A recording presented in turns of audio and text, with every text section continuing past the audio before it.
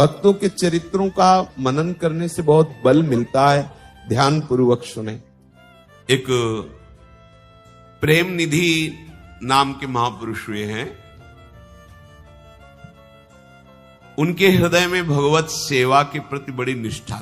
ये आगरा में रहते थे प्रेम निधि जी, और ललित त्रिभंगी लालजू की सेवा करते थे। अब वहां थोड़ा म्लेच्छों का ज्यादा बाहुल्य उस समय है, तो रात में निकलते थे यमुना जल लाने के लिए, क्योंकि यमुना जल सेवा में प्रियालाल बहुत पसंद करते हैं। अब भी बिहारी जी को घड़ा जाता है यमुना जल। वो अंधेरे में जाते हैं। वो संत पहले जब परिक्रमा लगाते थे रोज दर्शन मिलते थे।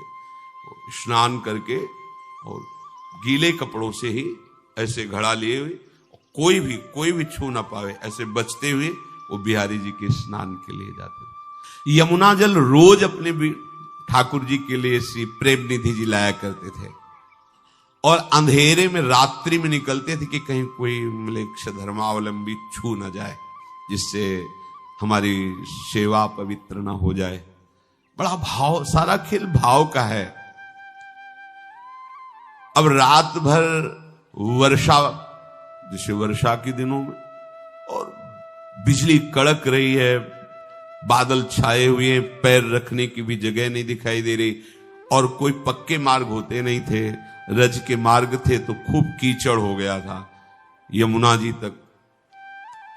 आपको बड़ी चिंता हुई कि अगर कहीं अंधेरे से बचने के लिए प्रकाश का इंतजार करते हैं तो सुबह हो जाएगा, कोई न कोई म्लेच्छ छू जाएगा, हमारे ठाकुर की सेवा लायक जल नहीं रह जाएगा।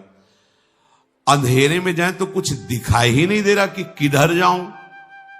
और पहले आधुनिक जैसे टार्च ये सब ये नहीं होते थे। कभी प्रकाश की कहीं विशेष व्यवस्था हुई और सुविधा हुई तो मशाल आदि जला, और टार्च हो, लालटेन हो, ये सब व्यवस्थाएं नहीं थी। कीचड़ में फंस गया तो फिर गिर पड़ूंगा और जल भी गिर जाएगा, तो कैसे सेवा बने। अब हमारे पास प्रकाश की कोई व्यवस्था तो है नहीं, पर कुछ भी हो ठाकुर जी के लिए जल तो लाएंगे। हम सेवा में त्रुटि नहीं होने देंगे कि प्रकाश का इंतजार करके जाए और कोई छू जाए, तो ऐसा नहीं। आप बाहर निकले दरवाजे के, हिम्मत की, आप कुछ भी हो, समय हो रहा है। हमने संतों को देखा है, जैसे शैनपुर में रहते थे, संतों को देखा कि अगर वो 2 बजे उठते हैं तो स्वास्थ्य ठीक ना हो तो बात नहीं तो ठीक 2 बजे वो लघु शंका के लिए निकले, बाहर आसन में बैठे, ठीक 4 बजे गंगा जी में खड़े हो गए। मतलब सालों की दिनचर्या, 1 मिनट की दिनचर्या में फर्क नहीं। गुरुदेव भगवान की जो दिनचर्या है, 10 वर्ष तो नजदीक रह करके कृपा की उन्होंने, एक दिनचर्या है, 12 महीना एक दिनचर्या है। आप अभी देख, घड़ी मिला के देख लीजिए, एक दिनचर्या है। हम लोगों का कभी ऐसा कभी ऐसा कभी नहीं। साधु का एक नियम होता है, उपासक का एक नियम होता है, भक्ति की एक दिनचर्या होती है।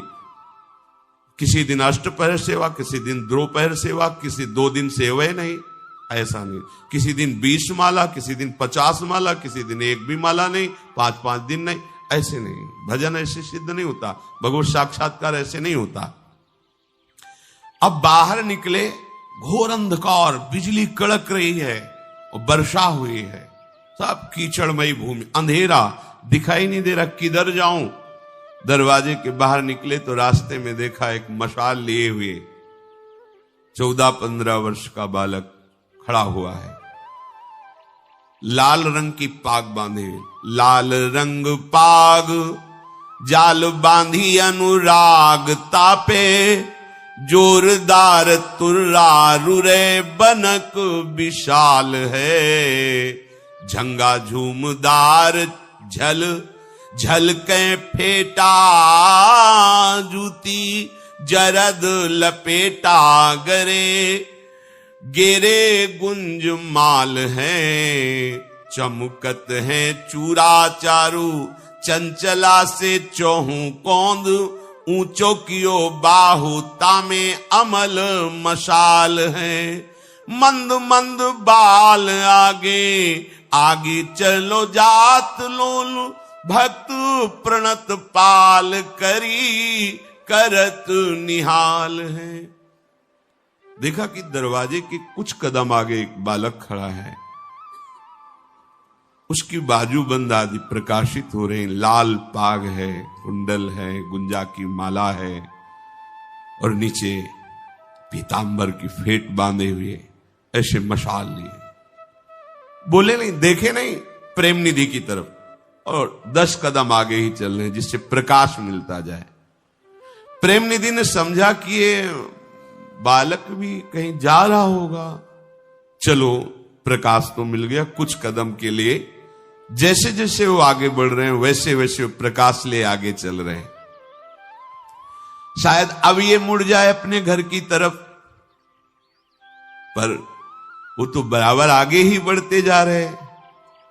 आप ये सोचते जा रहे थे कि मेरे मन की बात जानकर कौन ऐसी व्यवस्था कर सकता है।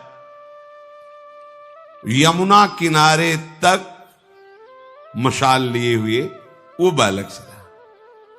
यमुना के तट पर आते ही मशाल रख करके यमुना जी में हाथ पैर धोया, आचमन कर, अच्छा तो ये भी यमुना का उगाहन करने आया होगा, ऐसा सोचा। तो यमुना जी को प्रणाम करके फिर उस बालक को देखो, बालक ही नहीं।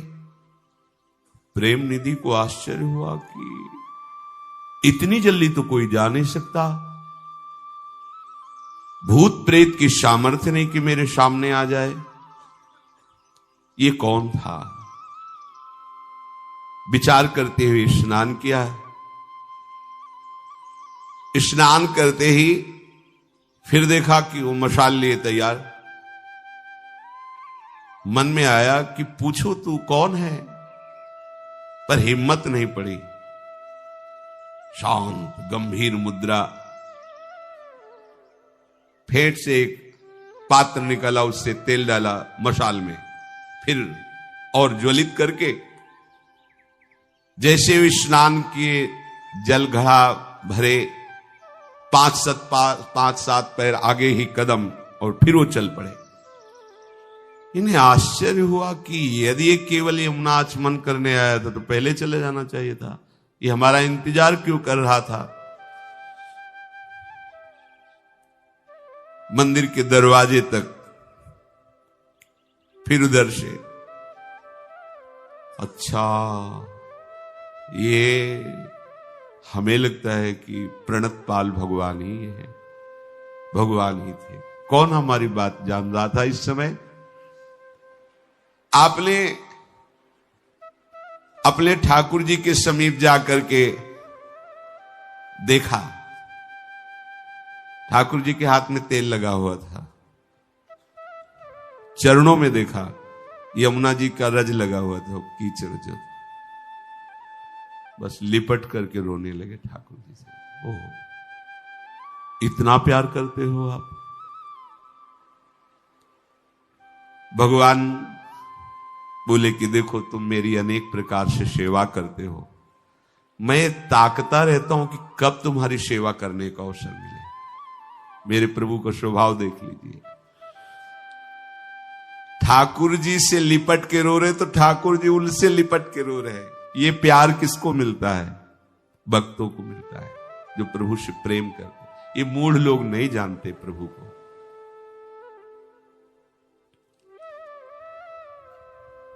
प्रभु श्याम सुंदर की आंखों से आंसू निकल रहे हैं। देखो, भक्त लिपट के रो रहा है, भगवान के आंसू चल रहे हैं, क्योंकि प्रीति की रीति रंगीलो ही जाने। प्रेम की ऐसी छकन अवस्था, अब जब ये बैठ करके अपने ठाकुर जी की वार्ता करते तो जो सुनता लुभायमान हो जाता। जैसे किसी की मां के लाडले का पत्र आवे और वो किसी से कहे भैया सुना दो क्या लिखा है, तो वो जो पत्र पढ़ेगा केवल पढ़ देगा, कोई उसके अंदर फर्क नहीं पड़ेगा, लेकिन फर्क मां को पड़ रहा है। सुख और दुख का। बच्चा कैसा है, अगर वो लिख रहा है आनंदित, उसके हृदय में बड़ी शीतलता, बड़ा आनंद अनुभव। जरा भी दुख की बात उसको पढ़ने वाले को कोई फर्क नहीं पड़ेगा। ऐसा कथावाचन विशेष लाभदायक नहीं होता। कथावाचन का संबंध स्वयं प्रभु से होना चाहिए। अपने प्रभु की बात कर रहे हैं। श्री रामचंद्र डोंगरे जी महाराज, आंखों में आंसुओं की वर्षा हो रही है, उन्मत्त आंखें, और भगवत कथा 7 दिन तक जितने श्रोता होते उनको लगता है निरंतर चलती रहे, बंद क्यों होती है कथा? क्यों? क्योंकि हृदय से संबंध, अपने प्रीतम की बात कर रहे हैं। अब जो पत्र बांच रहा है उसका संबंध तो नहीं है ना उस पुत्र से, तो वो ऐसे बांच दिया पूरा। लेकिन उस मां जिसका संबंध, एक एक शब्द सुन रही है और उसका प्रभाव पड़ रहा है, हाँ सुखी है, हाँ अच्छा है, भगवान ऐसी कृपा करते हैं, उसका हृदय से। ऐसे ही जो प्रेमी जन जब भगवत चर्चा करते हैं तो उनका प्रभाव हृदय का परिवर्तन कर देता है। प्रेमी भक्त प्रेम निधि जी, कोई भी भक्त बिना भगवत चर्चा के नहीं रह सकता। ये नशा होता है भक्तों का। वो किसी को नहीं सुनाएंगे तो भगवान को ही श्रोता बना के बैठा लेंगे, उन्हीं को सुनाएंगे। नशा होता है। अगर ये नशा नहीं है तो अभी रंग नहीं आया है। भगवत चर्चा करने का नशा, ये हमने देखा है। भगवत कथा सुनने का, सुनाने का नशा, कोई मिले ना मिले, लोग बचते हैं फिर कि फंस गए तो घंटा आध घंटा तो वार्ता होगी, छोड़ेंगे नहीं। ओ प्रभु ऐसे, प्रभु का नाम ऐसा, प्रभु की महिमा। जब ये कथा कहते तो श्रोताओं को ऐसा लगता कि मेरा मन उसी में डूब रहा है, उसी लीला में डूब रहा है, प्रभु के रूप में डूब रहा है। सब भाव में भर जाते तो बड़ी भीड़ इकट्ठा होने लगी। तो जो दुष्ट लोग होते हैं, ये बहुत गरिष्ठ पदार्थ है कथा। एसिडिटी हो जाती, जिनके लीवर कमजोर होते हैं, खट्टी डकारे, एसिडिटी, हजम नहीं, छाती में जलन। जब ये यश कीर्ति बढ़ती तो बहुतों को एसिडिटी हो जाती है, छाती में जलन होने लगती है। अब उस छाती की जलन को बुझाने के लिए कथावाचक और कथा की भीड़ को हटाने के लिए हर उपाय करते हैं। उनको ये पता नहीं कि भगवान का महामंगल मूड में पावन चरित्र, उनकी महिमा, उनके सिद्धांतों का वर्णन जगत मंगल के लिए होता है। इसमें विघ्न डालने का मतलब लाखों जीवों के सतमार्ग पर विघ्न डालना। तो तुम्हारी दुर्दशा क्या होगी? एक वैष्णव को विघ्न डाल दो तो तुम्हें नरक मिलेगा। फिर लाखों लोग जिनकी बातों से मंगलमय प्रभु की स्मृति में डूबना चाहते हैं, उनमें विघ्न पड़ जाएगा तो तुम्हारे पुरखे भी जो होंगे ना, पितर, वो भी नरक चले जाएंगे। ईर्ष्यावश कुछ लोगों ने संगोष्ठी बनाई। अब कौन सा पॉइंट रखा जाए? जैसे अपने लोग सोचते हैं ना, अब कौन सा पॉइंट रखा जाए जिससे इनकी भजन में रुचि हो, ऐसे अब कौन सा पॉइंट रखा जाए जिससे इनके भजन में बाधा हो। तो बादशाह के पास 20-25 लोग मिलके गए और उन्होंने कहा कि देखो, हम शास्त्रों का रहस्य जानते हैं और आप यहाँ के बादशाह हैं। अब आपके राज्य में दुर्भिक्ष पैदा हो जाएगा, महामारी पैदा हो जाएगी, क्योंकि बड़ा अधर्म हो रहा है। तो म्लेच्छ बादशाह था, क्या धर्म हो रहा है? बोले जो प्रेम निधि है ना, हाल में बैठाल करके बहुत सी स्त्रियों के साथ दूषित बर्ताव करते हो, घंटों दरवाजा बंद रहता है, और जहां ऐसा कुछ होता है वहां सब महापाप होता है। बादशाह को ऐसा भड़काया कि क्रोध से युक्त हो गया। उसने तुरंत अपने सैनिकों को आज्ञा दी, जाओ और प्रेम निधि को जैसी भी स्थिति में तुरंत पकड़ के यहां लाओ। महाप्रभु चैतन्य देव जी जब श्रीवास के घर में कीर्तन करते तो दरवाजा बंद कर देते थे, क्योंकि बहिर्मुख लोग पुरुष एकाग्रता पूर्वक रसमय कीर्तन या रसमय कथा में विघ्न पहुंचाते हैं। अरे थोड़ी थोड़ी देर में उठ के चलने लगो, बातचीत इधर उधर, कुन्न फोन आदि, तो विघ्न पड़ता है। दरवाजा बंद कर दे। अब जो दुष्ट लोग थे, अब रात्रि में हरि बोल भाव में आकर के जब चीखते तो उनकी सबकी नींदें, अब बज रहे हैं मृदंग, हरि बोल हरि बोल। तो आसपास वाले लोगों को, जो भक्त थे, वो तो कृतार्थता का अनुभव करते थे कि हम भजन नहीं करते फिर भी कान में भगवान नाम पड़ता है।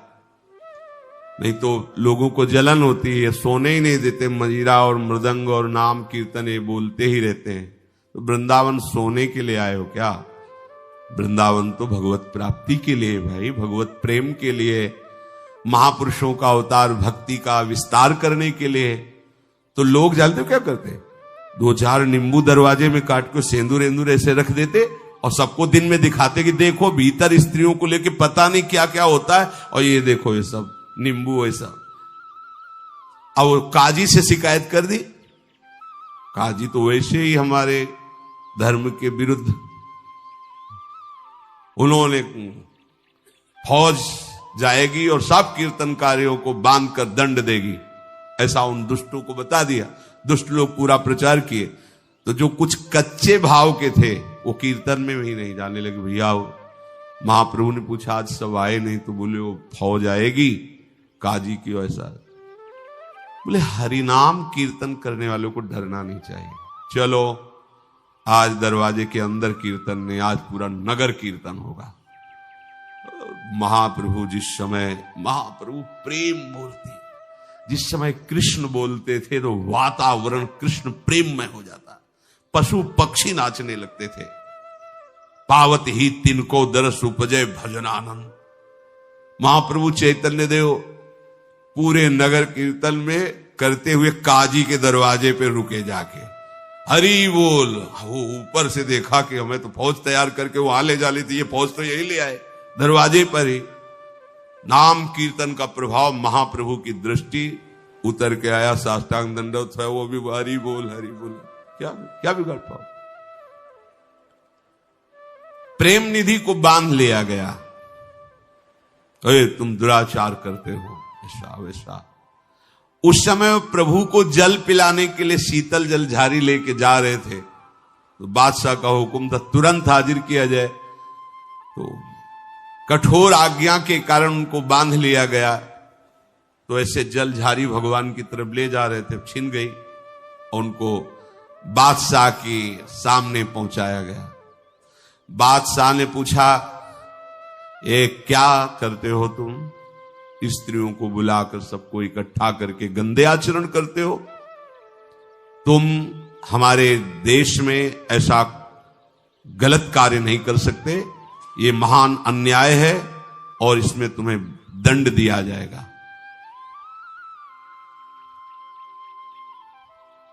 उनका प्रभु मेरे द्वारा कोई अपराध हो रहा है, आपको सूचना मिली है, पर मुझे पता नहीं।